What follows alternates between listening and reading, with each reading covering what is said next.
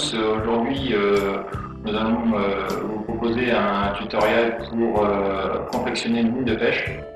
Donc en première partie, on verra les différents matériels et accessoires afin de confectionner cette ligne. Et en seconde partie, nous allons réaliser le montage.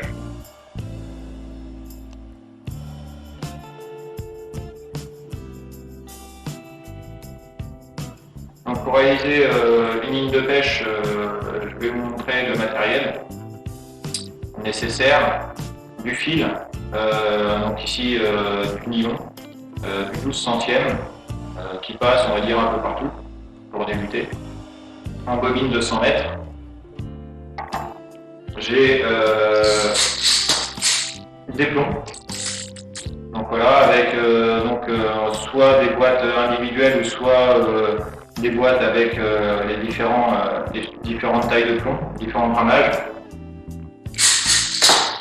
On va avoir forcément nos flotteurs, donc là aussi différentes formes suivant les conditions de pêche, profondeur, type de milieu pêché, que ce soit comme ou rivière. Donc ça, on verra peut-être ça après.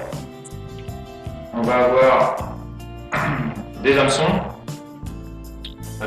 Donc ici des hameçons tout pré-montés avec baline montée sur hameçon. Donc ça aussi on trouve ça dans le commerce. Et sinon on peut monter sur nos hameçons. Au niveau des accessoires, on continue avec le plioir qui va nous permettre à la fin d'enrouler notre ligne de pêche au coupe.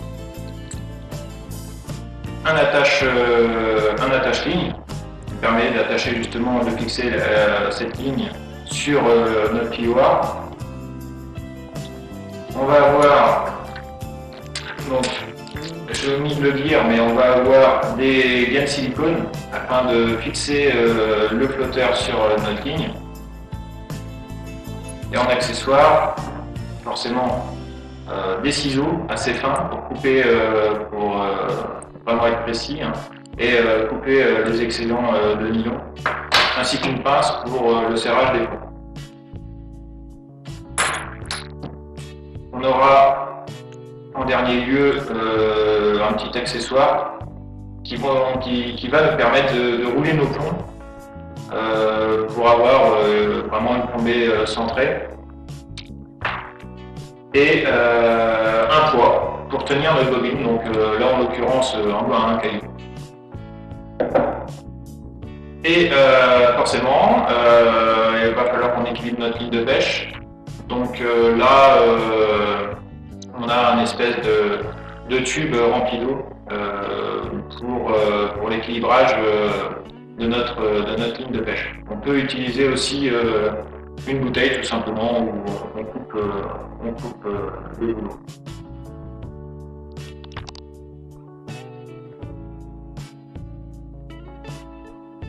Donc voilà, pour débuter, ce qu'on va faire, c'est qu'on va utiliser notre caillou. On va prendre notre bobine qu'on va placer juste à côté. On va poser notre caillou dessus afin que la bobine ne bouge pas pendant le montage. Donc là, on va laisser environ 20-30 cm pour être à l'aise. Ensuite, l'étape suivante, ça va être de passer notre flotteur, de fixer notre flotteur. Donc pour ce faire, on va passer notre nylon en premier lieu dans l'œillet qui se trouve juste sous l'antenne. Donc voilà, juste au sommet du corps du flotteur qui est ici. Donc l'œillet sera toujours entre l'antenne et le haut du corps, à l'extrémité. Donc voilà, on passe notre flotteur, ça c'est bon. Ensuite, on va s'occuper de mettre nos gaines silicone afin de fixer notre flotteur. Donc là, en l'occurrence, on en met, suivant la longueur de la quille du flotteur, on en met soit 2, soit 3. Ça dépend des flotteurs utilisés. Donc on coupera un demi-centimètre et on verra à ce que la gaine qui sera en bout de quille soit un petit peu plus longue, ce qui évitera les emmêlages donc voilà. Ensuite, ce qu'on va faire, c'est que l'on va donc placer nos gaines silicone sur nos quilles. Donc voilà, pour se faire longtemps. Alors toujours travailler tendu, ça va être beaucoup plus facile. Et donc on passe notre gaine dans la quille du flotteur, tout simplement. Voilà. Alors on fait attention parce que c'est du matériel quand même assez fragile. Donc on essaye de faire ça avec parcimonie, hein, pas trop forcer. La deuxième gaine, et là comme j'ai dit tout à l'heure, on laisse dépasser un petit peu la gaine au niveau de la quille. Ce qui fait que on n'aura jamais d'emballage. Ce qui fait que quand en action de pêche, quand on va lancer notre ligne, là on va pas avoir, ça ne va pas s'accrocher. Ça va rester bien libre.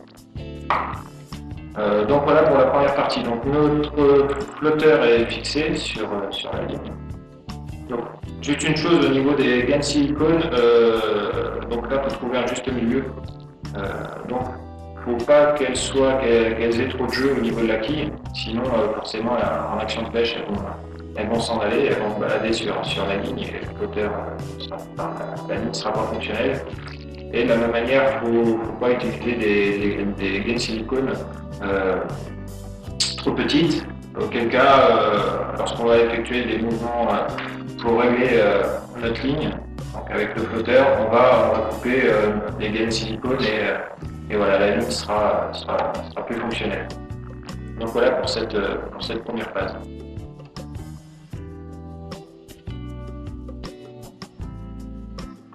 Alors après avoir fixé notre flotteur sur la ligne, nous allons voir comment mettre nos ponts sur les nylons. Alors pour ça, je vais avoir besoin de ma pince plate afin de serrer les plombs.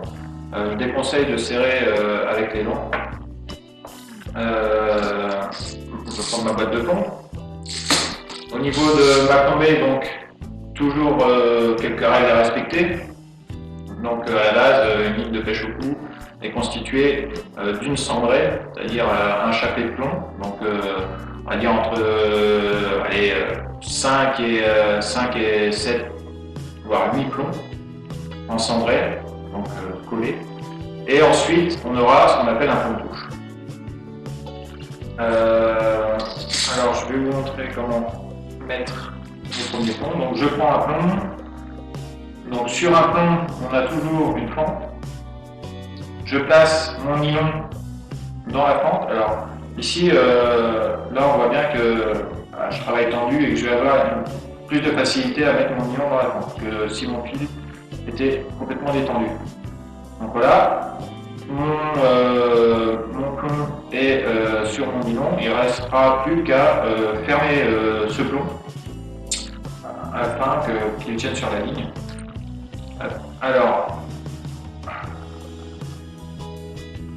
hop, mon plomb est là. Je vais prendre mon fil de manière à ce que on soit toujours tendu. Là, je peux bouger, je peux manipuler des choses, le plomb ne va pas bouger. Je vais utiliser ma pince plate et là, je vais veiller à ce que la fente soit complètement fermée. Voilà. Là, mon plomb est totalement fermé et logiquement, il est fixé sur ma ligne, il ne bougera pas. Donc, une fois le plomb mis, on va pouvoir le bouger pour en mettre un deuxième. C'est un peu de place pour un deuxième. Bon, je recommence. Alors, des fois, dans les boîtes de plomb, on peut trouver des plombs défectueux, mal centrés, et systématiquement, il faut les enlever. Ça va équilibrer notre ligne. Et on y viendra tout à l'heure pour l'histoire au niveau des roulages de plomb. Donc voilà, de la même manière, je prends mon plomb, là, je ferme, mon deuxième plomb est fixé. Là, je vais pouvoir le coller au premier. Et ainsi de suite. Donc entre 5 et 8 plombs. Et à la fin, on mettra notre plomb de touche. Donc le plomb de touche va être le plus petit, donc ça va être entre au niveau des tailles, ça va être voilà, on peut mettre entre 8 et 12 voire 13 sur les pêches un peu plus fines. Voilà, comme j'ai dit tout à l'heure, lorsque l'on a fixé les plombs sur la ligne, on a des plombs qui sont plus ou moins centrés lorsqu'on les achète. Et donc forcément, quand ils sont complètement décentrés ou mal formés, on les met de côté, à la poubelle. Mais si on s'aperçoit que au niveau de notre centré, notre plombé, on a des décalages, là on va faire ce qu'on appelle un roulage, hein, on va rouler les plombs. De manière à avoir une cendrée vraiment dans l'axe du fil. Alors pourquoi faire ça? Donc ça va nous permettre justement d'éviter toutes les vibrations parasites lorsqu'on va tenir notre ligne.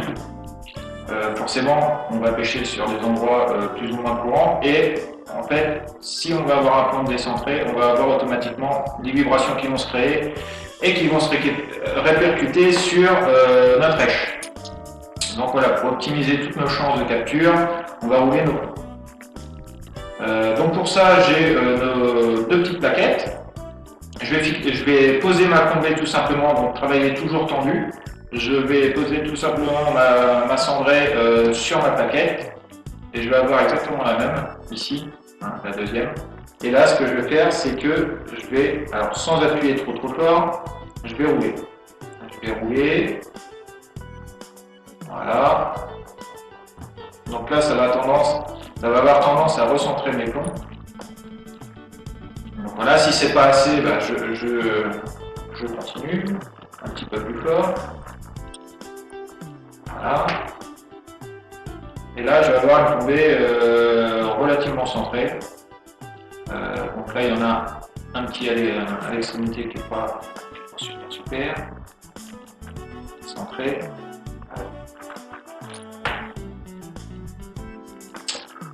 Donc voilà, les plombs sont centrés correctement. Ensuite, ce que je vais faire, ce qui est important de faire, c'est forcément, on va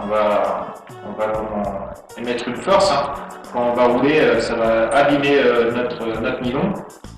Là, ce qu'on va faire, c'est qu'on va prendre nos plombs et un par un, on va les remonter. Voilà. Pour dégager justement cette plombée qui va avoir abîmé le nylon. De toute manière, on va le sentir quand on va bouger nos plombs. On va sentir que voilà, il y a des petites. On va sentir qu'on a abîmé notre nylon. Donc, important de tout remonter pour éviter les casses en pêche.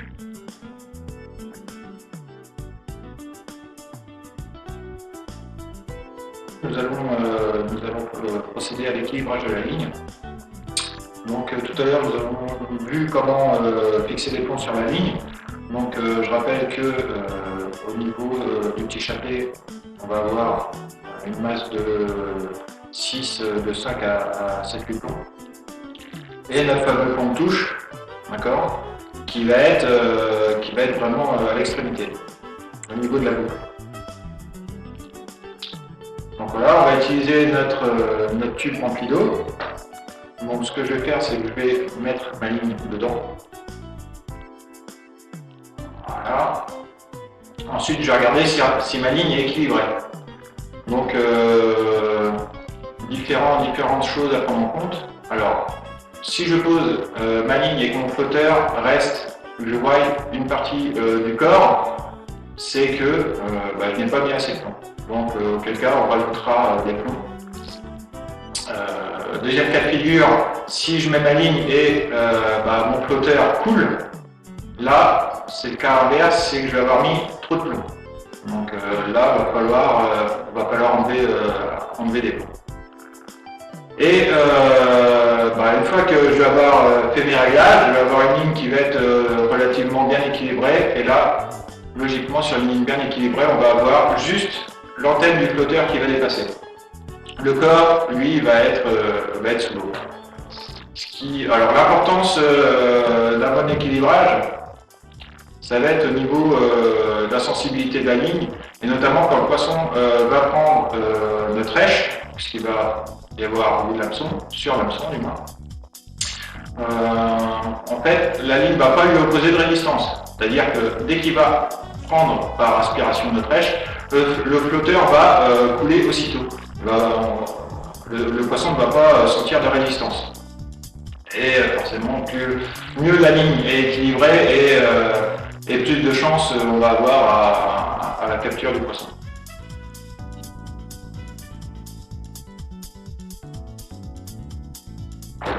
Ensuite, nous allons voir comment réaliser une boucle donc sur laquelle on fixera le bas de ligne, là où il y aura notre hameçon.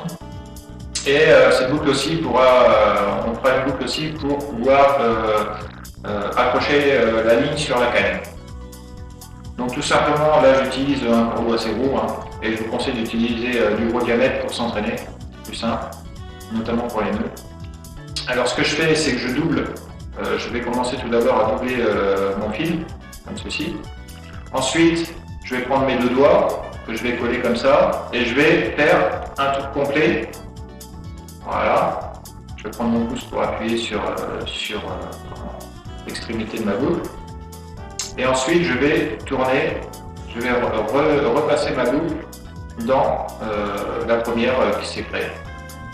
Et ensuite, je vais serrer tout doucement. Donc je ne vais pas serrer complètement, parce que forcément on va essayer, c'est des lignes de pêche-cou et forcément il faut des boucles en conséquence, donc assez petites. Donc là j'utilise une planche avec deux clous. Donc là forcément c'est à l'échelle de notre boucle qu'on va réaliser. Ce que je vais faire, c'est que je vais passer l'extrémité, donc le bout de ma boucle sur le premier clou qui est ici, et le reste je vais le passer dans le deuxième clou. Alors bien veiller à ce qu'on ait les deux fils à chaque fois. Si je mets un fil et que je serre, et ben mon nœud va coulisser, ça va pas être bon. Donc là il faut vraiment mettre les deux.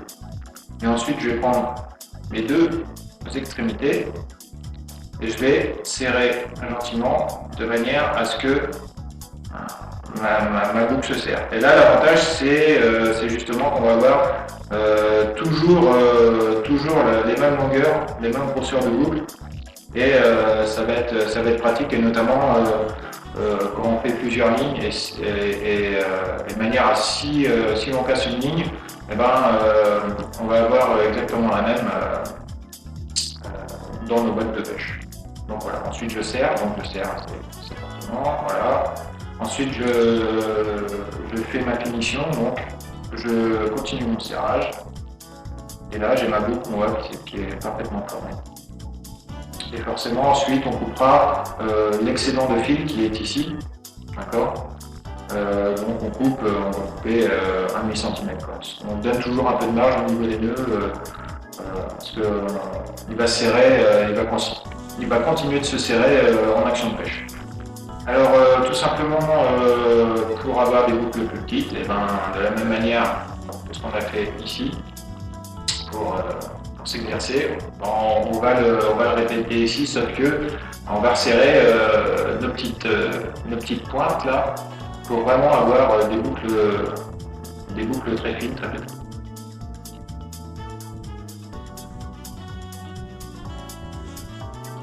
Donc là, nous allons voir comment réaliser un bas de ligne qui va nous permettre la finalisation de la ligne. Donc pour ce faire, je vais réaliser une boucle à la première extrémité, comme ceci. Donc de la même manière que ce qu'on a vu tout à l'heure. Je vais travailler tendu pour bien vous montrer. Donc là, on va utiliser des hameçons. Donc là, il faut savoir que c'est des hameçons vraiment gros, mais pour s'exercer, c'est très bien. Et de manière, il va falloir s'exercer, car les hameçons qu'on utilise pour la pêche au cou sont très petits et fins. Donc c'est de l'ordre du numéro, ça va de 16 jusqu'au plus petit 24, voire 26. Donc très très fin. Donc voilà, j'ai positionné mon hameçon comme ça. Donc là vers mon corps de ligne. Je vais doubler mon fil, comme ceci. Donc toujours soutenir, toujours tendu. Je soutiens avec mon pouce et l'index, je soutiens l'extrémité ici. Ensuite, ce que je vais faire, c'est que je vais effectuer des spires, comme ceci. Et là, je vais emprisonner mon hameçon et mon fil en même temps. Je vais avoir les deux. Ça, on voit bien ici. Hop. Là, je prends les deux. Là, je vais effectuer donc, entre 8 et 10 spires. Donc là, j'arrive au mon fil, donc je vais en faire moins. Voilà, donc on effectue 8 et 10 spires pour que ça tienne pas moins bien. Et ensuite, ce que je vais faire, donc voilà, j'avais soutenu tout à l'heure avec mon pouce et mon index, de manière à faire ressortir une boucle au bout. Et là, pour finaliser, je vais prendre mon extrémité de fil qui est ici, et je vais le passer dans cette boucle, comme ceci. Ensuite, je vais tirer, ici. Et je vais tendre les deux, voilà, sans trop forcer. Ensuite, ce que je vais faire, c'est que je vais prendre mon hameçon, je vais faire glisser tout simplement le nœud qui vient de se former, là, jusqu'à arriver au sommet de l'hameçon, et notamment au niveau de la palette. On a une palette ici qui va justement servir de butée à notre nœud et qui va vraiment fixer l'hameçon avec le fil. Donc voilà, au niveau de l'hameçon, toujours veiller à ce que le fil soit devant la palette pour avoir une présentation. Alors je ne sais pas si on arrive à le voir. Une présentation comme ceci avec un hameçon qui suit et qui est en alignement avec notre nylon. À ne pas faire au niveau du serrage du nœud, donc faire passer le fil derrière la palette, comme ceci. Auquel cas on va avoir un hameçon qui va se positionner, qui va avoir tendance à s'ouvrir vers l'extérieur. Forcément, s'il s'ouvre vers l'extérieur, on va avoir une mauvaise tenue et on va avoir des ratés au niveau du ferrage.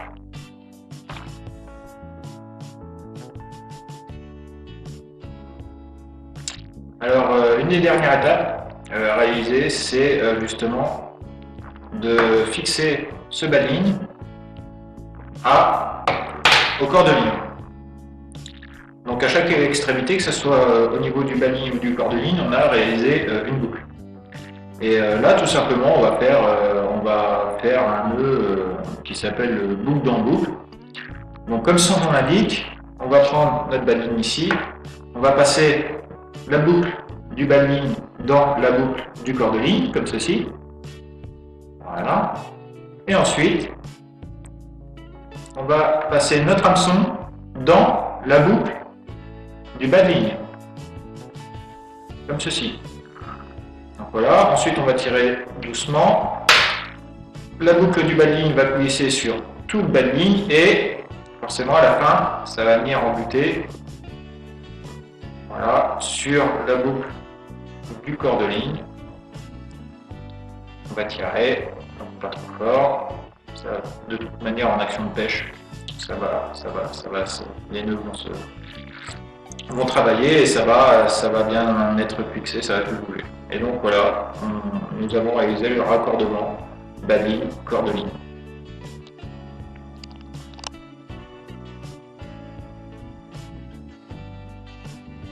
Donc là, nous allons voir comment finaliser notre ligne de pêche, et à savoir couper la bonne longueur de ligne. Donc pour ce faire, le matériel le plus utilisé, notamment pour les débutants, ce sont des cannes télescopiques. Donc de 3 à 5 mètres, voilà, ça va jusqu'à 9 mètres. Donc ce que je vais faire, c'est que je vais déplier ma canne, comme ceci. Voilà. Je vais fixer donc l'extrémité de ma ligne, c'est-à-dire mon hameçon. Je ne vais pas la fixer au bout de ma canne, mais je vais serait fixé à environ 45-50 cm. Donc là, de la même manière, pour plus de facilité, on met un petit élastique, voilà, et on emprisonne l'hameçon sur cet élastique. Ce qui va nous permettre de, quand on va être en action de pêche, qu'on va avoir la canne en main, et que je vais faire un mouvement de levier pour récupérer la ligne, elle va tomber directement dans ma main. D'accord ? Si je ne prends pas les bonnes proportions, si je mets trop de lignes, bah forcément je vais être obligé de lever le bras pour attraper le poisson. Et c'est désagréable et voilà, ça va pas être très fonctionnel. Donc voilà, j'ai fixé mon hameçon sur mon élastique et là ce que je vais faire, c'est que je vais déplier tout simplement ma ligne. Hop. Donc je déplie, jusqu'à arriver à l'extrémité. Alors, voilà, j'arrive à l'extrémité, et là, forcément, ce que je vais faire, c'est que je vais faire un boucle, comme on l'a vu tout à l'heure, et je vais donc prendre la longueur de fil de manière à ce que ma ligne soit tendue, donc je vais couper, et je vais réaliser ma boucle, et je vais emprisonner justement cette boucle sur l'extrémité de la canne. Là on a un accroche-ligne. Et ensuite voilà, ma ligne, j'ai ma longueur de ligne. Et ce que je vais faire à la fin, c'est que je vais enrouler ma ligne sur un plioir pour éviter qu'elle s'emmêle dans la boîte de pêche. Donc pour cette étape, tout simplement, j'utilise un petit plioir. Donc là, nous allons procéder à l'enroulement de la ligne sur le plioir afin de la ranger dans notre boîte de pêche. Ce que nous allons faire, nous allons approcher tout d'abord notre hameçon ici. Et ensuite, l'étape suivante, ça va être d'enrouler la ligne, voilà, faire un dur sur le plioir.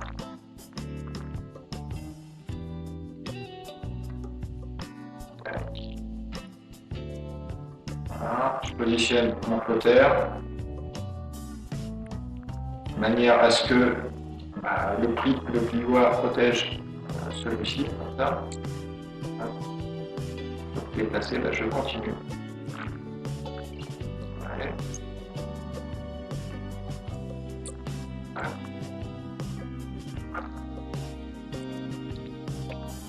Donc voilà, si vous voulez faire de nombreuses lignes et garder toujours la même longueur de ligne, c'est tout simple, au mieux de déplier la canne, donc vous montez comme on l'a fait tout à l'heure. Donc là vous allez avoir votre longueur de ligne parfaite. Là ce que vous pouvez faire, c'est de mesurer votre plioir. D'accord ? Et ensuite, suivant la longueur du plioir, vous faites le nombre de spires appropriés pour avoir la longueur de ligne. Ça évite à chaque fois de ressortir la canne. Donc voilà, là j'arrive à mon extrémité. Je vais utiliser les petits fixe-lignes, donc c'est en caoutchouc tout simplement. Donc là voilà, j'ai une extrémité avec deux petites oreilles là. Donc je passe ma boucle dedans. Comme ceci, je tire un peu sur mon attache-ligne. Donc là, ma boucle est emprisonnée dans mon attache-ligne. Et je continue, je finalise. Et je fixe. Donc là pareil, il y a un petit trou là et je finalise en fixant sur la petite pointe là qu'il y a au bout du plioir. Et donc voilà, ma ligne est relativement, faut un peu tendre la ligne de manière à ce qu'on n'ait pas de surprise dans la boîte de pêche, mais la ligne est confectionnée, elle est de bonne longueur, elle est bien équilibrée et normalement elle est pêchante.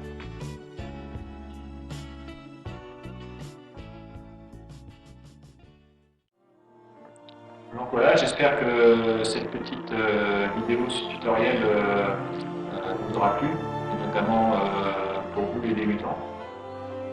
J'espère et je pense que nous allons réaliser par la suite d'autres vidéos, et notamment une mise en pratique au bord justement de la rivière ou d'un pont d'eau.